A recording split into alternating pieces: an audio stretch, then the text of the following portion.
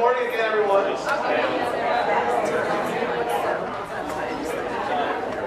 For those of you that don't know me, my name is DJ Eshelman. I've not been here since the beginning necessarily, but I've known Jeff for many, many years. I've been very, very close, and I'm honored to have the opportunity to come and talk to you guys today. A little bit about some stuff that's been on my heart. So it's kind of a good way this worked out, that we were able to not only cover for Jeff while he's away, but also to be able to share some things that have been on my heart. And hopefully I don't get overly preachy. Jeff says I'm a teacher, so I'm going to try and keep it to a teaching kind of thing instead of preaching, but might happen, so just be ready for that. So let's get into this a little bit. First of all, a few disclaimers about today. Yeah, this is going to be necessary, I'm afraid. So you notice that the title is Living the Hybrid Life. And hopefully the message came across that we're thinking about like the hybrid cars. Hopefully that came across. So a few disclaimers today. I'm not going to tell anybody to go green. I'm not going to be telling anyone that they should be doing anything environmentally conscious at all. That's kind of your decision. In fact, as far as saving the earth, they save the earth. I think it's more about saving the humans. And I've read ahead to the end of the book. And humans don't make it. Spoiler alert. So that's not going to be the focus of my talk today. We might say something along those lines, but honestly, I'm not here to tell anybody how to live as far as that goes. As a matter of fact, I think I'm more about efficiency than economy, but we'll get into that a little bit. So I'm also not saying you should go out today and go buy a hybrid car. The reality here is that you can't. The dealerships are closed today and tomorrow. You're going to have to wait until Tuesday if you want to do that. So I'm afraid that's going to have to be the way we go. So as we get started here, in your notes, hopefully you'll see everyone got a bulletin. And I don't know if you have pens or not. If you don't have a pen, you can kind of circle this in your mind, or fill it out in your mind. But I want you to circle one here. Is God more interested in our obedience or in our character? In other words, is he more interested in doing what you're told, or doing things because that is really who you are? So everybody got it? So I'm thinking today we're going to talk about character. Character is really what I think God is interested in us. It may come out of obedience, but character is really the focus of today. So I believe this because Jesus came down speaking in parables. He didn't come down from the heavens speaking fire and damnation, but he used parables to help transform our understanding. So this is so we can become better people. Not just know the rules, but become better people as a result of it. So what happens out of that is you're acting because you understand and live your life accordingly to those principles. Let's take a moment here and just we'll pray over this time together. Father God, we love you, and we want to have our hearts opened. And Father, this morning, it's been a long time since I've done this, and you know that all the things that are going through my mind about the ways we can do this better. And this morning, I just pray, Father, that you would allow us to hear your message, even if it's spoken badly through me. Cause me to be your vessel this morning. It's in the name of your Son, Jesus Christ, we pray. Amen. So, the hybrid analogy.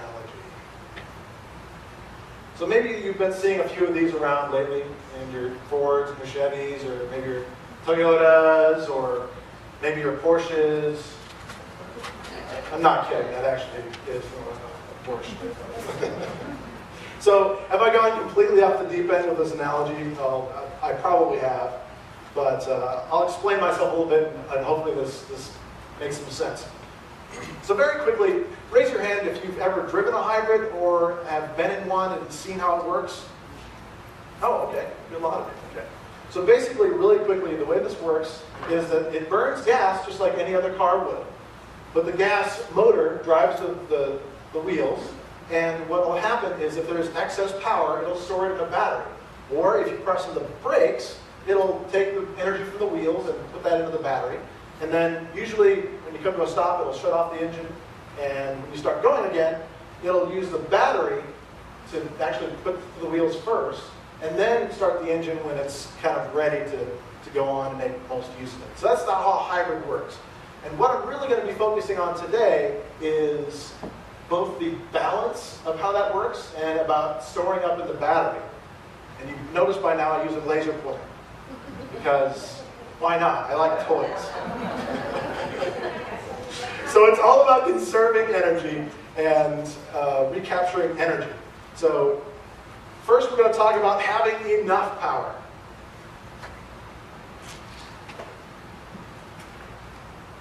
So when I first got the hybrid car, I got to say that I loved one thing about it. And that was that if you press on the gas, you get an immediate burst of power. This is because the electric motors are more efficient that way, and they can do all their energy all at once, which is kind of a cool concept. So electric power that way is kind of a rush. And, you know, saving gas is fun, but I actually find it's kind of fun. You have that power just right away. And so I got to thinking about, well, gosh, if I could have what would my favorite hybrid be? I mean, not that I don't love mine, but honestly, it just lacks a certain flair to it. So I'm thinking about this one. This is the Ferrari LaFerrari, which is the weirdest name for a hybrid I've ever heard in my life, but it is in fact a hybrid vehicle. A hybrid vehicle with 963 horsepower that goes from 0 to 60 in 3 seconds. But it's a hybrid vehicle. You have the 800 horsepower engine, which I'm sure is turbocharged and insanely loud V12. And then you have this electric motor here. So this could be up next to you and you would not hear it at all. It would just be silent. And then it would take off and you wouldn't see it anymore because it's a Ferrari. The key here is that what we really need in our lives is power. We have a natural draw towards that, whether it's driving or in our lives. And so let's get into a little bit more about lives. Not that I wouldn't love to talk about cars all day long, but let's talk about this. So first thing you need to know about power is that it's always required and it always needs a source. You always have to have some source of your power.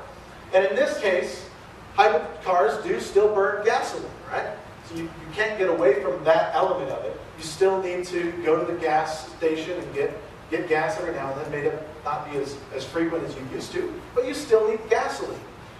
And it may recover energy into the battery, but it's not like the battery just magically has, power all the time. It still has to get that from somewhere. You still need fuel. So, what do we fill our gas tanks with?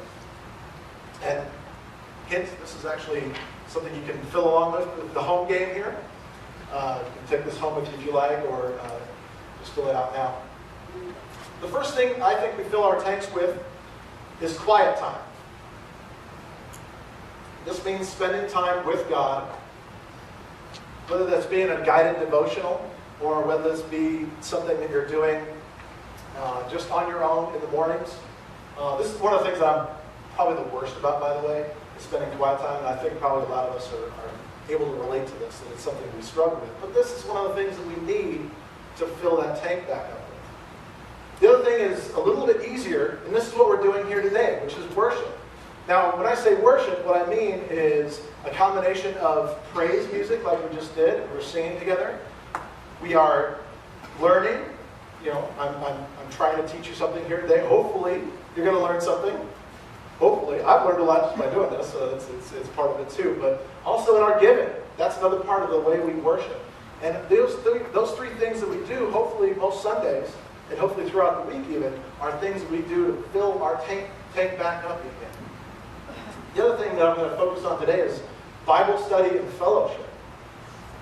Now, this doesn't have to be something you do necessarily as a group, but it is something that you need to do to fill up your tank. Also, by the way, one of the things that I'm probably the worst at these days. You get into this node of thinking where you've pretty much covered it all, right? You've read the book cover to finish, or cover to cover, and you're like, well, I've read it. Do I need to read it again? Yes!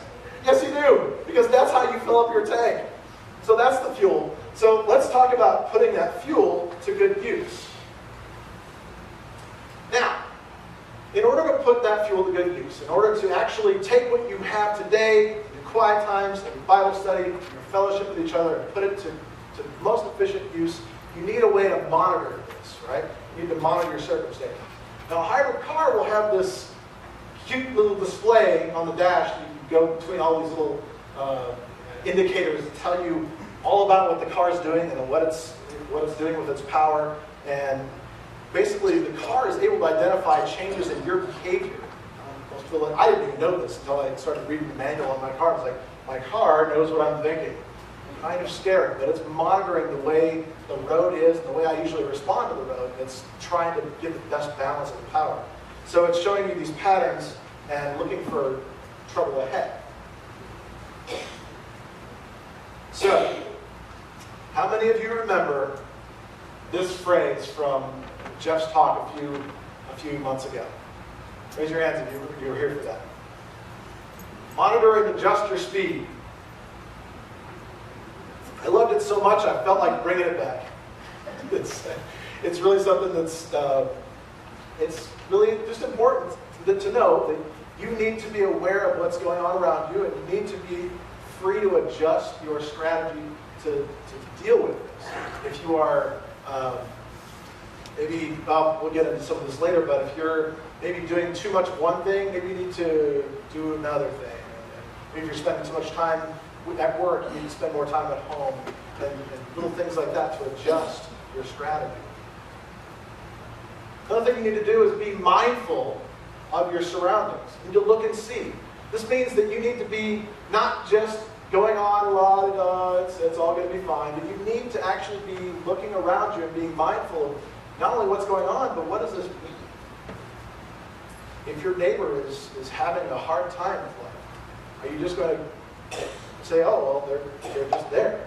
No, you're going to actually say, my neighbor's having a hard time. What can I do to help?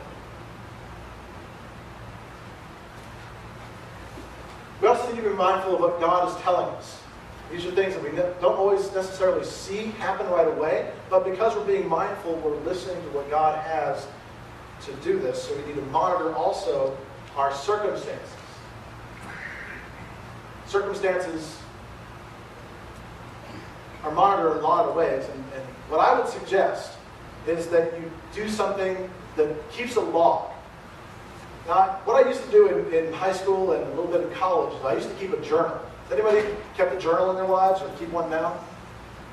Yeah, it's a good way to actually write things down so that you have a notion of what's going on in your life. You have a reference point to go through in the future and say, well, I did this at this time when I was having this struggle, and here was the result of that. So maybe I should look to adjust my strategy with that.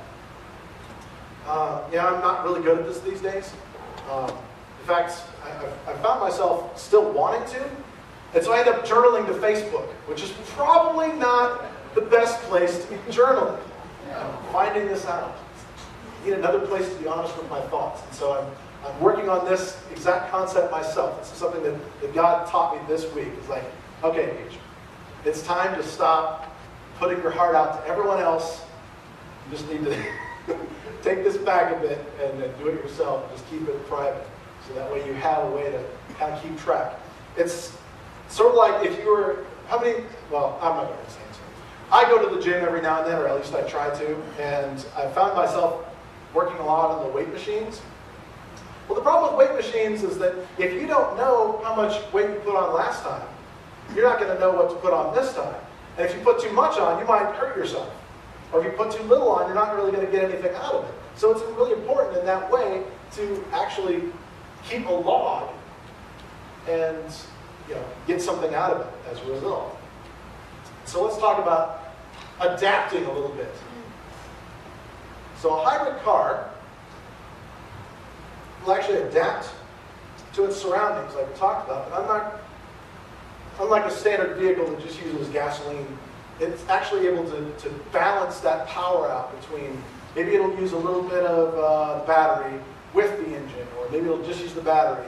And that's the big difference. And that was what really struck me as I was thinking about this metaphor and what God started teaching me about how we need to be adaptable. So when I first got the car, I was not really using it very effectively. Like I said, I was like really big on the gas and just pushing all the time. I wasn't getting as good at gas mileage as I could have. Well, the reason is I wasn't using the tools effectively. I wasn't really adjusting the way I use the car. But as I've gone along with the car, I've gotten better about using the gas pedal certain ways, or just kind of being able to sense when the car is needing just a little bit more push, or when I can get away with just a little bit less and getting better gas mileage because of the tools it has. Now, the key that came into my mind here that I think God was talking to me about is, well, DJ, what you've done here is you've formed a new habit. You drive differently than you've ever driven before because you're using the tools. And that, I think, is what's really key for us. We need to learn new habits. So this is not just a life truth, but also a spiritual truth.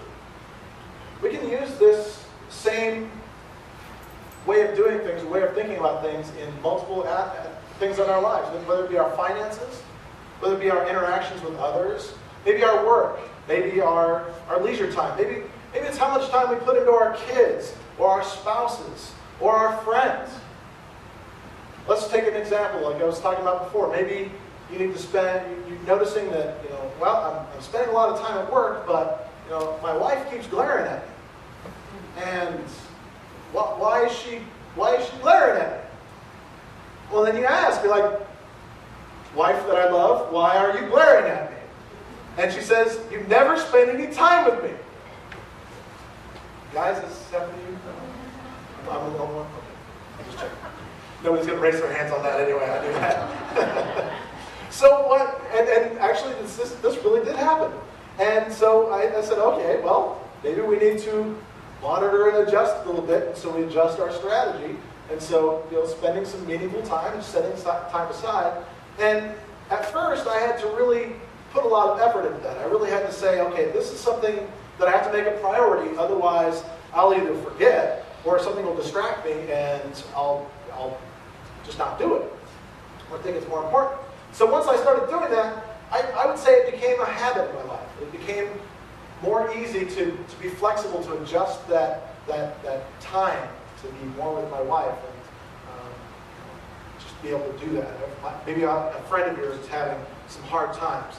Maybe you need to adjust your time a little bit to spend with them. Or maybe you can spend some more time in fellowship with them and Bible study with them. So the other thing that struck me as I was thinking about this is, well, what if you have some sort of injury, be it physical or psychologically? What if you are injured? You usually have to adjust your strategy when you have this happen to you, right? So the notion that we have a lot of times is, well, I can't do this, so I'm just going to give up, right? So this is another piece of this, of saying that the Bible doesn't call us to give up. The Bible actually calls us to cast your burdens on Jesus. Do you see what that means as far as adjusting your strategy there? It's not just about giving up. It's really now about, I just have another power source there. And so you're adjusting the way you're getting that power.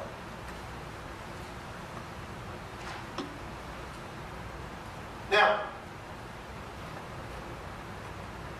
how do you know if you're actually getting the right results? Now, a lot of times it's just a guessing game. But I think we can actually do a little bit more with this and say we can actually benchmark our responses a little bit. So basically, as with exercise, you know where you are, you're monitoring. but you also think about how to improve. So you're actually responding. So the question you might have to ask yourself is how is your walk? And when I say your walk, why it's in quotations, is because this is Christianese for how well are you with God, or how are you projecting yourself to others? Is it in a Christian way? That's what walk in quotations means. The other thing is, how are you treating others?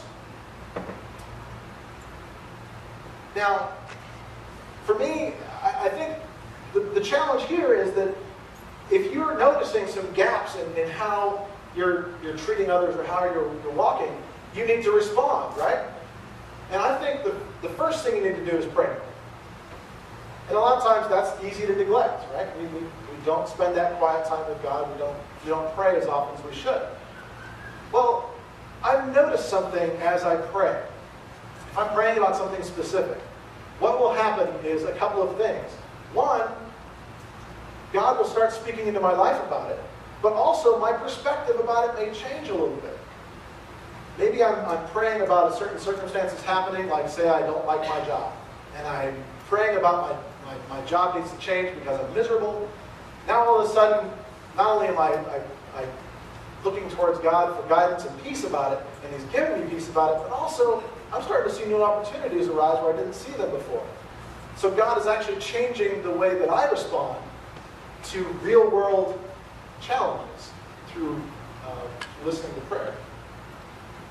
Now, the other way we can know to benchmark our responses is to look at the fruits of the Spirit.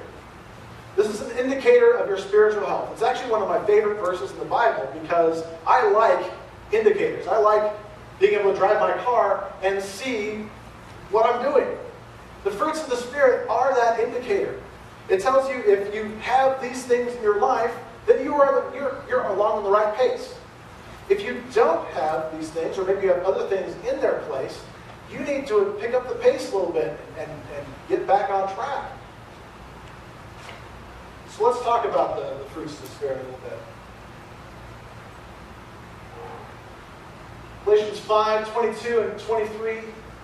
I can't remember if I actually put any of these in the actual notes. I apologize if I didn't. Oh yeah, that's right. This is a great one to take home and really, maybe meditate a little bit on this week if you're really needing to get reconnected and know what your indicator is. The fruit of the Spirit is love, joy, peace, patience, kindness, goodness, faithfulness, gentleness, and self-control. Now, next week we're going to talk a little bit more about the specifics of some of these. But for this week, I wanted to tell you something that I noticed about this as I was looking. When I do Bible study, a lot of times I'll pull up on my phone or online and do multiple translations. Is it okay to do that? I think it is. And one of the translations, I wouldn't call this a definitive translation, but the Message translation puts it in a way that I think really captures the way that I needed to hear it. And it says it this way. It says, what happens when we live God's way? He brings gifts into our lives, much the same way that fruit appears in an orchard. Things like affection for others, exuberance about life, serenity. We develop a willingness to stick with things, a sense of compassion in the heart. We find ourselves involved in local commitments, not needing to force our way in life, but able to marshal and direct our energies wisely. Legalism is helpless in bringing this about. It only gets in the way. In other words, obedience is not all that you need here. If you want to live the fruits of the Spirit, obedience won't bring you there. That was hard for me to hear at first. That was hard to really grasp. That God was telling me, look, you're doing a great job, but sorry, just obeying me is not enough to really truly change your spirit. You need character.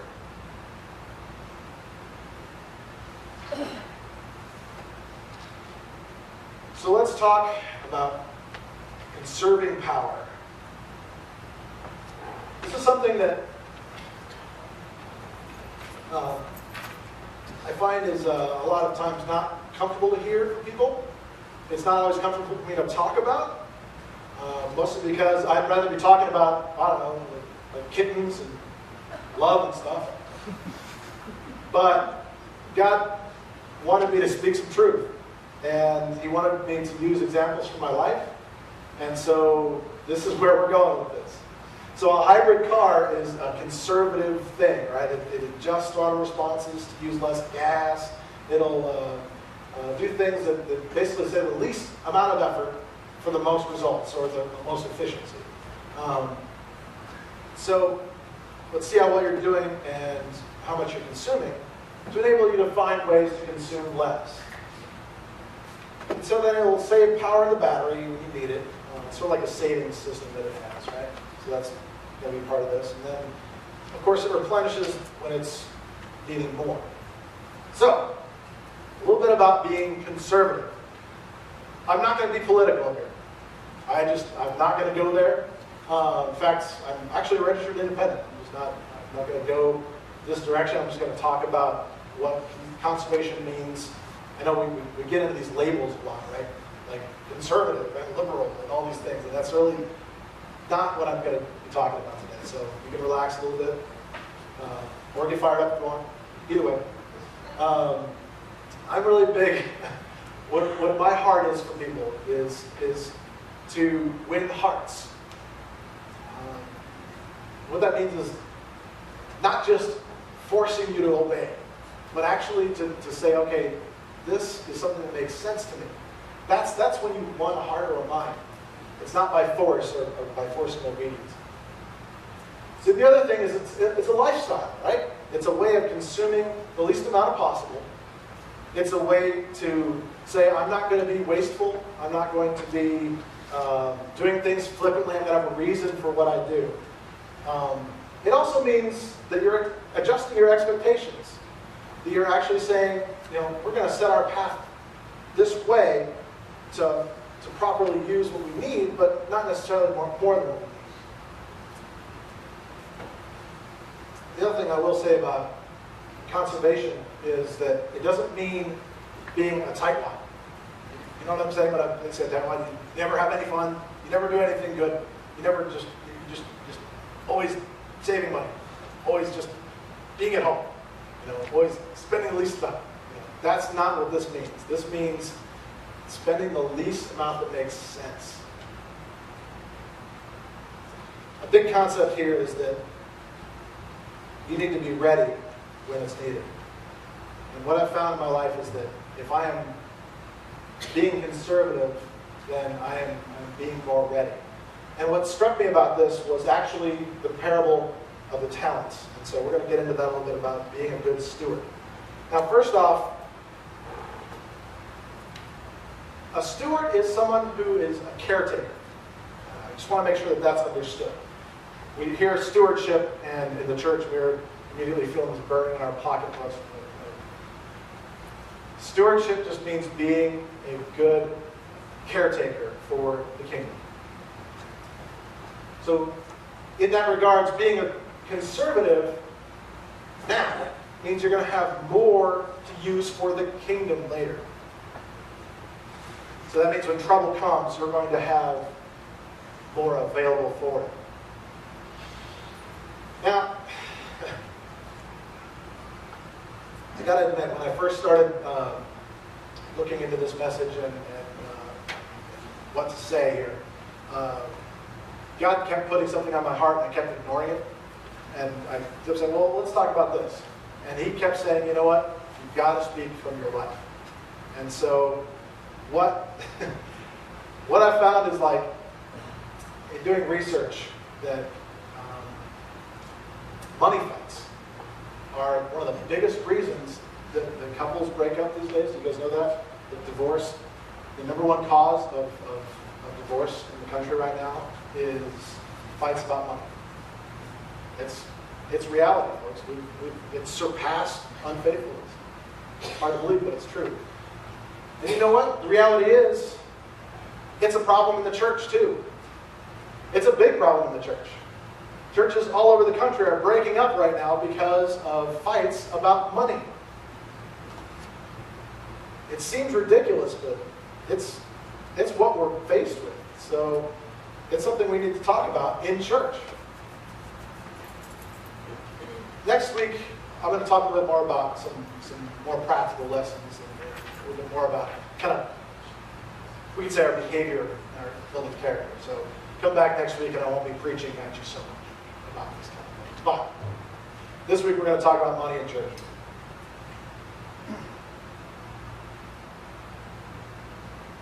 So a concept here with being conservative about your money or being a good steward with your money is that you need to monitor and adjust your budget. In other words, you have how much money you have coming in, how much money you have going out, and you need those to balance somehow, right? That's where you need to monitor and adjust in regards. I mean, just like the car works that same way, it's measuring what it needs versus what it has and giving a result out of that. So you hit the gas, and maybe you'll use some of the gas. Or maybe it's a situation where you need to accelerate really rapidly. Well, maybe you'll hit the gas, and it'll use a lot of the battery to get you going. Right? Well, that's sort of like having an emergency. You have something that comes up, you need that power, that gas right away, or that power right away, and so you have to tap into your savings. These are concepts we need to understand to build our character up properly for the use of the kingdom. So have a plan. You have to plan ahead by saving a little bit. This means, just like a car is bleeding energy when it doesn't need it into the battery, or when you're hitting the brakes and you don't need that power, it's putting it back in. The same kind of thing goes for your life and your finances. You need to have an emergency fund. You need to have a savings. You need to be putting money away for retirement. Unless you're retired, then go ahead and live off your retirement. It's okay. But you still need to be wise about your finances. It's still something that's very important. And it's not just because you have no faith in the system, which you probably should. Not just saying. You probably should have more faith in the fact that we're told to actually be smart about our finances and be good stewards. That means savings. So, I want to show you a verse that changed my life. And this is something that I debated whether to put this up here, and I'm going to anyway. Proverbs 22:7. The rich rules over the poor, and the borrower is the slave of the lender. Let that sink in a little bit. The borrower is slave of the lender. Now, we can deny this all we want, but I've been to Wilmington, Delaware, where all of our credit cards are usually from. I've seen those buildings, and I've got to tell you, looking at them, I had one thought. They want to rule over me, and they are huge. The reality here is the borrower is slave of the lender. So we need to get out of debt. It's a behavioral thing. That's what I found. It's not an economic thing. This is a behavioral thing. This is a hard concept, I know. But my thought on this is that debts are killing the church. The more I've looked into this, the more I've seen it, the more I've seen that debt and being in debt is killing the church. Because you're not able to live the effective life you need to live. You are constantly worried about the things that are holding you back. You're constantly worried about those bills. You're constantly worried about all those things you need to do that have nothing to do with God. Debt is killing the church, and I desperately want it to stop.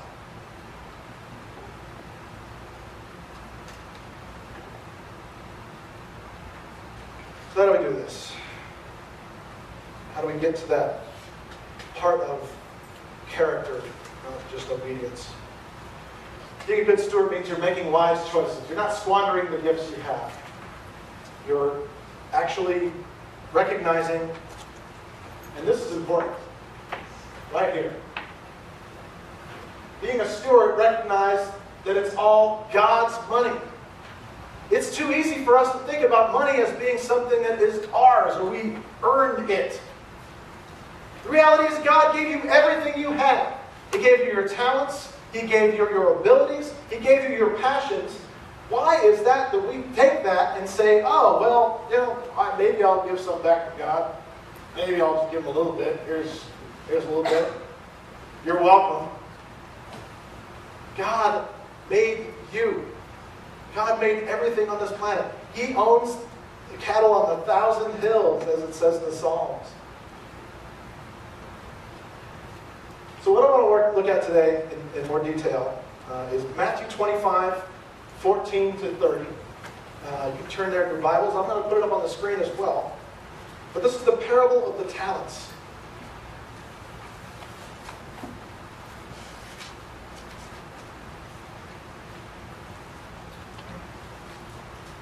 Jesus is talking to his disciples in a parable, and he says, "For it will be like man going on a journey, who has called his servants and entrusted to them his property. To one he gave 5 talents, to the other 2, and to another 1, each according to his ability. Then he went away. He who had received the 5 talents went at once and traded with them, and he made 5 talents more. So also he who had 2 talents and made 2 talents more. But he who had received the 1 talent went and dug in the ground and hid his master's money. Now after a long time the master of those servants came and settled accounts with them. And he who had received the 5 talents came forward, bringing the 5 talents more, saying, Master, you delivered me 5 talents. Here I have made 5 talents more. His master said to him, Well done, good and faithful servant. You have been faithful over a little. I will set you over much. Enter into the joy of your master. Also, he who had the 2 talents came forward, saying, Master, you delivered me 2 talents. Here I have made 2 talents more. The master said to him, Well done, good and faithful servant. You have been faithful over a little. I will set you over much. Enter into the joy of your master. He also had received the 1 talent, came forward, saying, Master, I knew you to be a hard man, reaping where you did not sow, and gathering where you scattered no seed. So I was afraid, and I went and hid your talent in the ground. Here you have what is yours. But his master answered him, You wicked and slothful servant. You knew that I reap where I have not sown and gather where I have not scattered no seed.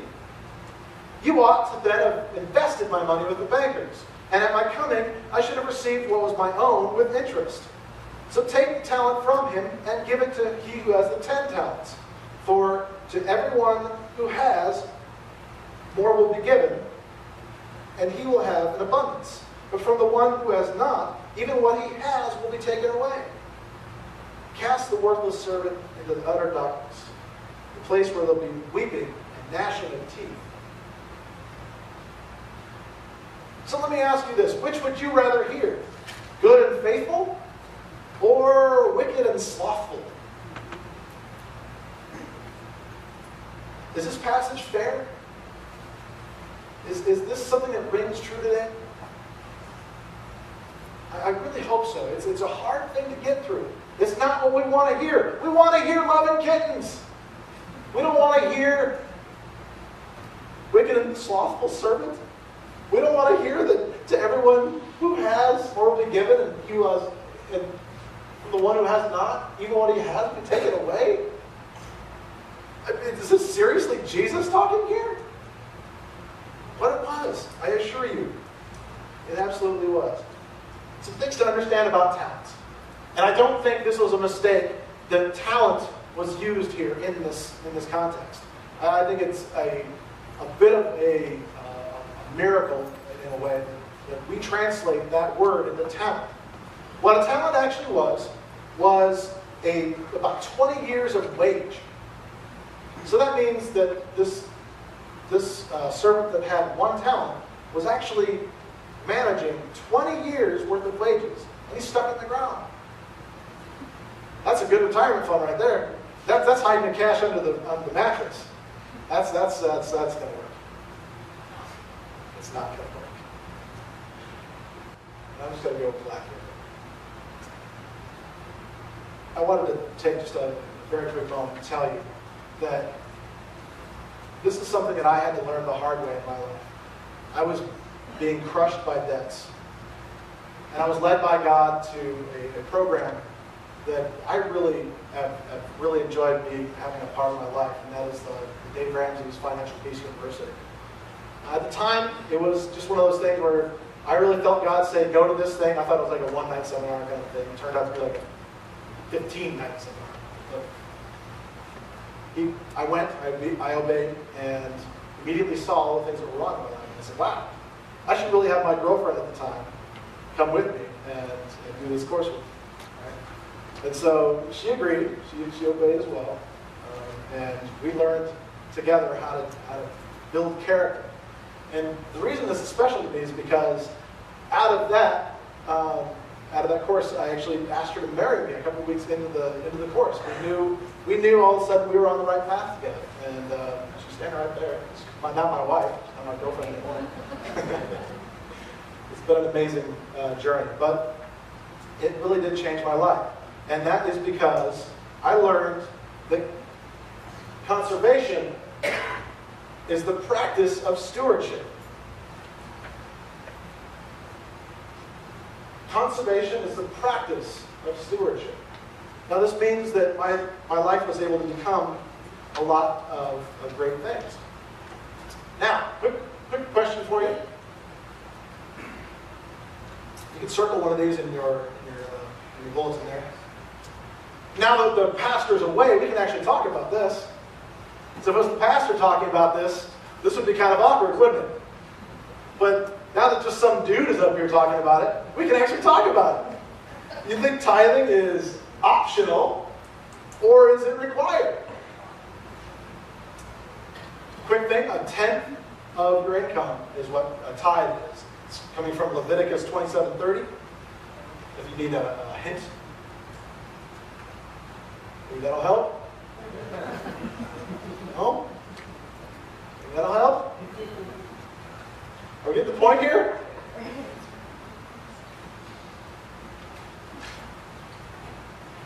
Do we have evidence of this? Of course we do.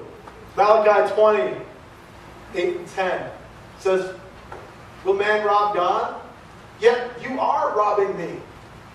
But you say, how have we robbed you? In your tithes and contributions. You are cursed with a curse, for you are robbing me. The whole nation of you. Bring the full tithe into the storehouse, that there may be food in my house. And thereby put me to the test, says the Lord of hosts. If I will not open the windows of heaven for you and pour down a blessing until there is no more need. If it wasn't important, do you think God would have used this language? It is extremely important. To say one more thing about this, and we'll have the band come up, and we're going to pick it up next week. Now, are you doing less than is required?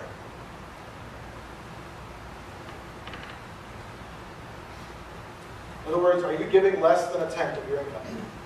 Well, welcome to life as the one-talent person. You are managing money like this in God's eye. You are not living up to that standard. You're not doing what's required.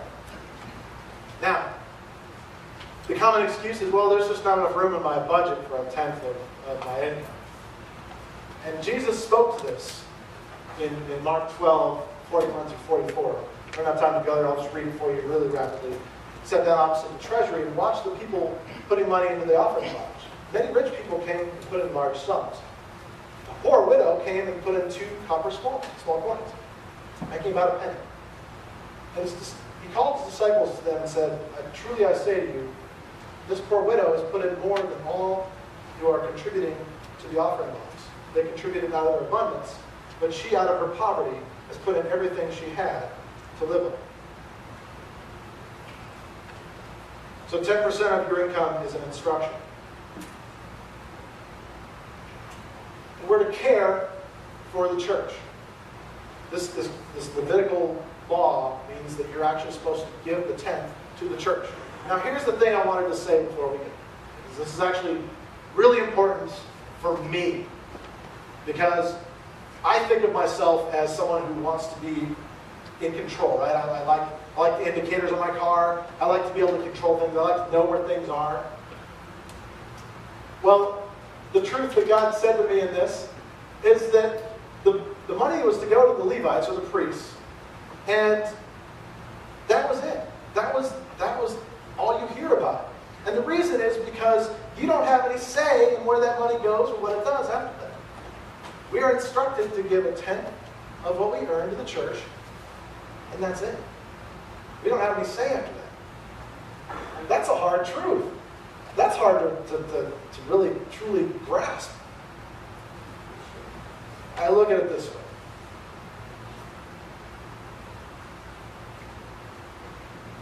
We really, I'm going to get to that next as a preview.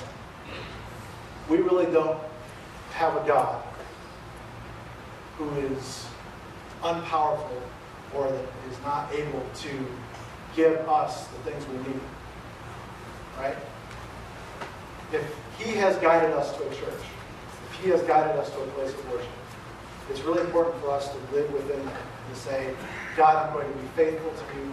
I'm going to do this in faith that you are using it for the right reasons.